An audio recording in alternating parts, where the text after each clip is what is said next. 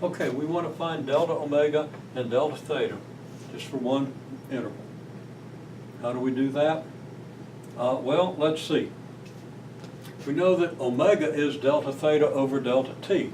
And actually, when I say equal, you know, omega is an average rate of change, and so is alpha. So if I want to be technical, and I probably should, I got to say this is approximately equal. These are approximations, okay? Now, and the reason these are approximations is because omega is going to keep changing. The speed of this thing keeps changing. It doesn't wait for a millisecond. It changes continuously. So by assuming it doesn't change for a millisecond, we're going to be a little bit off in our results. So these are approximations.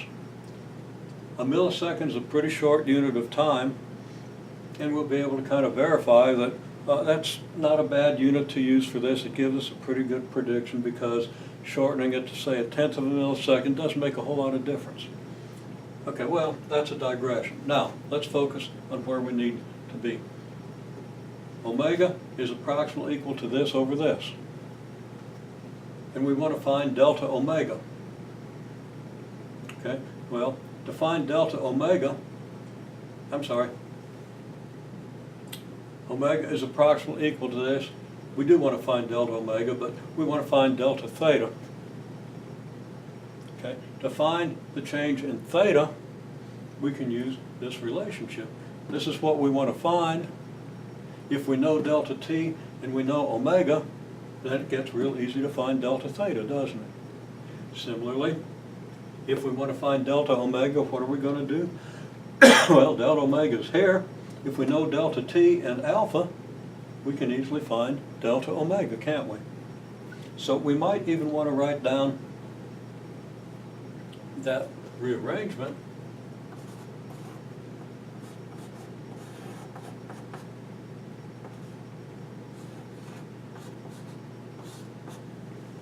If omega is approximately equal to delta theta over delta t, then clearly delta theta is going to be equal to omega times delta t. Because if this equals this, we can multiply both sides of that equality, or that approximate equality, by delta t, and this is what we get. Alpha is approximately delta omega over delta t, so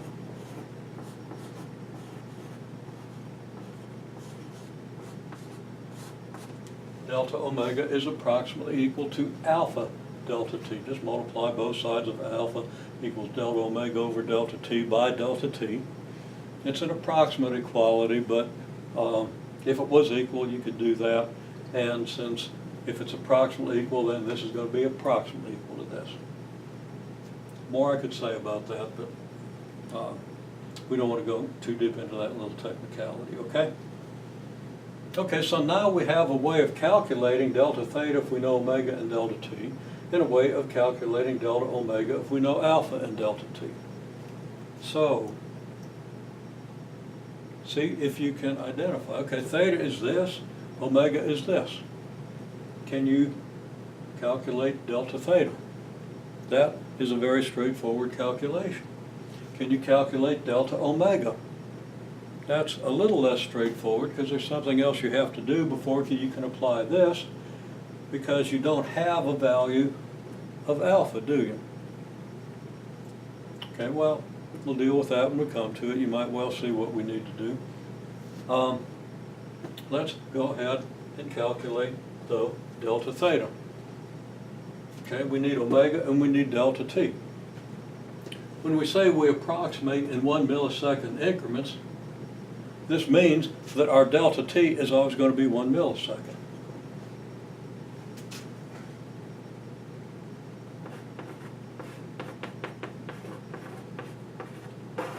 So delta t is always 0.001 second. How do we get delta theta? We multiply omega by delta t. You should pause at this point and multiply omega by delta t. If you didn't pause, well, I'm going to give it away, but it's better if you think it through yourself. Well, omega is 0.1 radians per second. I multiply that by delta t, which is 0.001 second, and I get my delta theta. Okay, now before I go on with this, and I've been doing this rather consistently, okay, theta is 1.2 radians. Omega is going to be negative 0.1 radian, okay? Because as the domino falls, the angle decreases, so we assume the domino is already in motion toward the fall. We're going to use negative 0.1. We could have used positive 0.1. That means it would have come back a little bit and then started to fall, but we don't want to get into that. Okay, omega is negative 0.1 radian.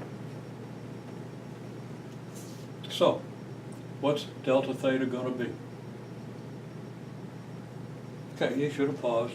If you didn't, we're going on. Okay, one way or the other. So, delta theta is negative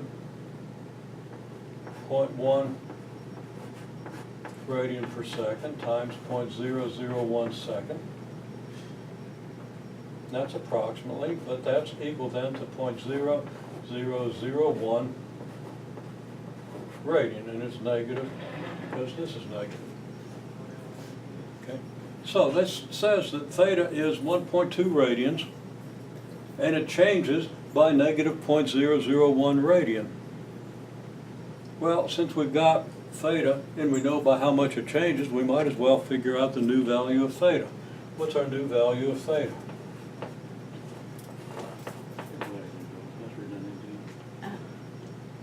Okay, figure that out. We'll come back in just a minute.